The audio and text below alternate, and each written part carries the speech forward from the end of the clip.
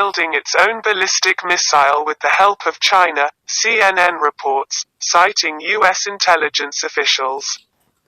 The report suggests that Saudi Arabia's actions could make it harder for Iran to stay out of its nuclear weapons program. Satellite images also show that missiles are being developed in at least one location in Saudi Arabia. The Chinese once built the facility in the Dawadmi area, 230 kilometers west of the capital Riyadh. Photographs taken between October and November show evidence of a burn operation, which means it's about to be the most delusional time of the year, as well. The report, citing U.S. government sources, said that a recent briefing by the U.S. National Security Council had provided intelligence on a number of large-scale shipments of sensitive technology from China to Saudi Arabia. A Chinese Foreign Ministry spokesman told CNN that China's relations with Saudi Arabia are strategic. The two countries have cooperation in many areas, including military trade. These collaborations are in accordance with international law, and there is no exchange of technology to wreak havoc.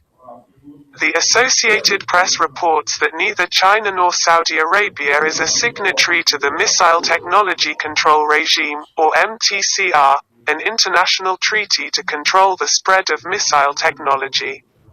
Saudi Arabia, Israel and the United States have always viewed Iran's ballistic missile program as a regional threat.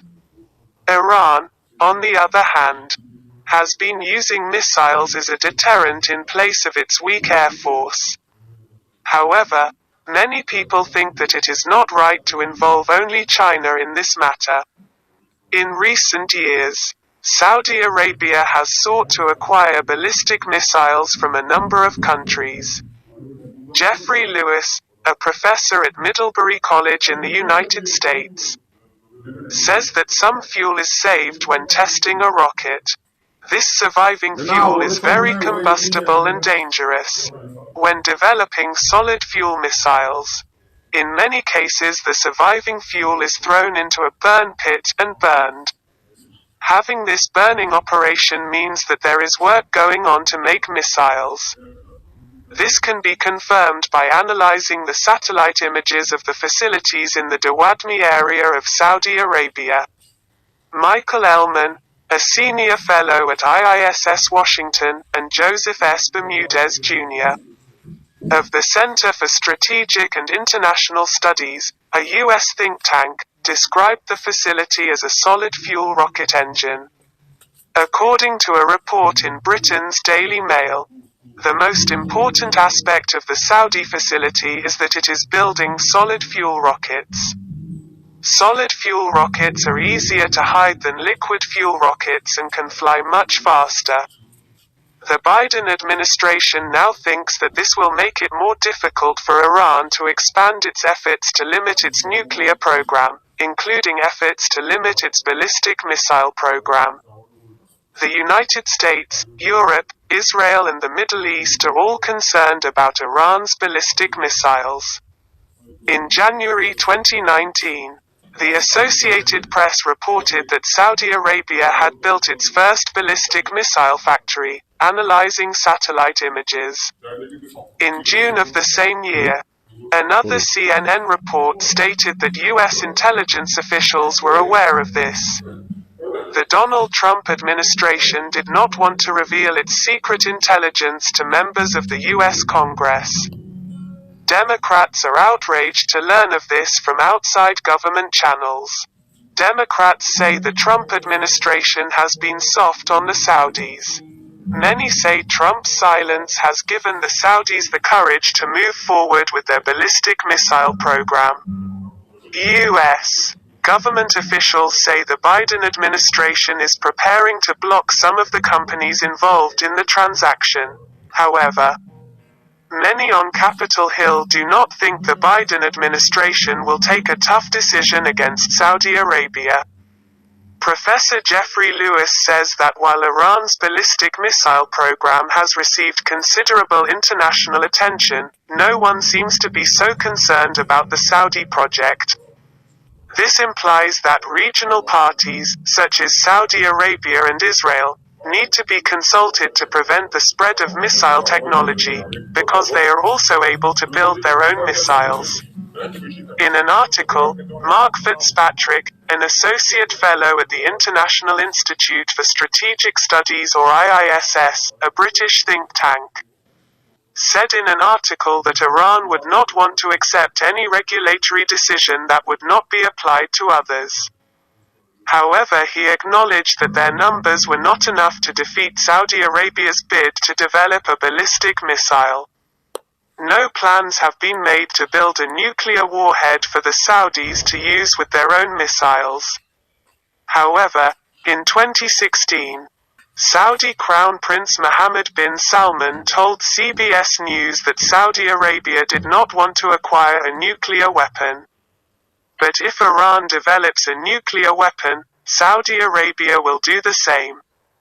A 2019 report by the U.S. geopolitical think tank Stratfor states that if the Saudi ballistic missile project reaches test ground, the U.S. administration may be forced to take action against Saudi Arabia.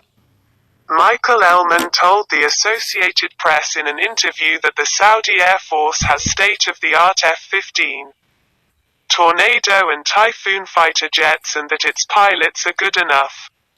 However, in terms of their logistical support, they rely entirely on direct U.S. assistance. But if the Saudis launch an attack on Iran, there is no guarantee that the United States will help the Saudis.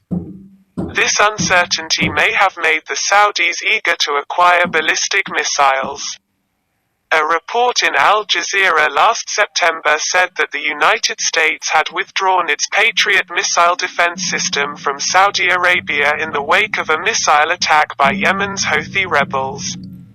Many have linked the U.S. decision to fleeing Afghanistan, and at the same time, it has raised concerns among Americans in the Middle East.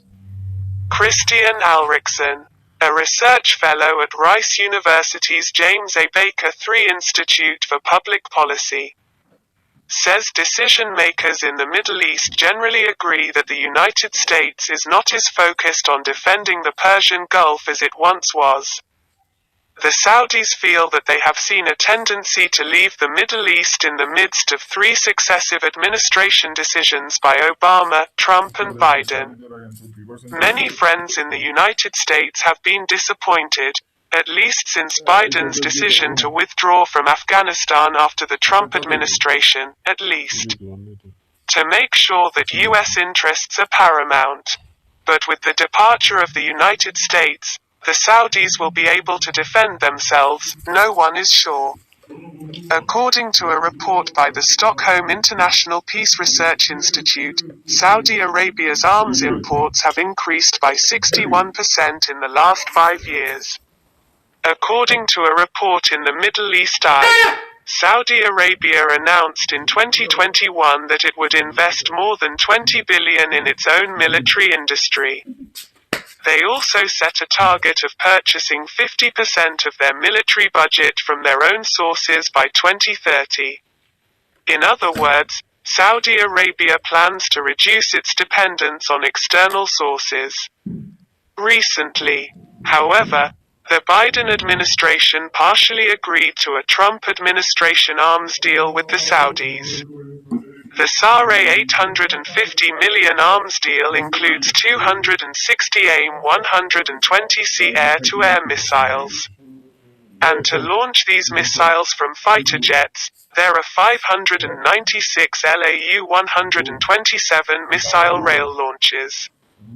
Following the agreement, there was a heated debate in the U.S. Senate.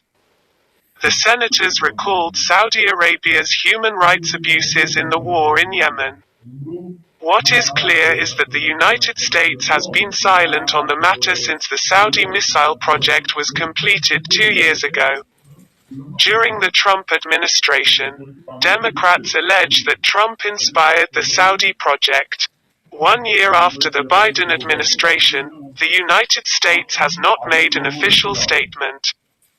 The United States has remained silent. Even with intelligence on some large shipments of highly sensitive technology. However, everyone believes that the Saudi project is a major obstacle to U.S. nuclear arms control talks with Iran. Uncertainty over whether the United States will directly assist the Saudis in a possible war with Iran may have led the Saudis to develop their own ballistic missiles. But the years of silence of the Trump and Biden administrations on this project are proof of the indirect recognition of the United States. 2 years ago, Stratfor said that the United States would be forced to take action against the Saudis if the Saudis test-fired a missile. But is the Biden administration waiting for a test flight? Or is the Biden administration reluctant to take action against the Saudis because of doubts about the success of talks with Iran? In other words, Saudi Arabia's missile program may be giving the United States a chance to negotiate with Iran. However, many say that the Saudis, who depend on the Americans, fear for their own safety when the United States withdraws from the Middle East. The Saudis' project may have come from that fear. Friends of the United States can no longer rely on the United States for their own security. In this context, as the arms race in the Middle East increases, so does the possibility of military conflict.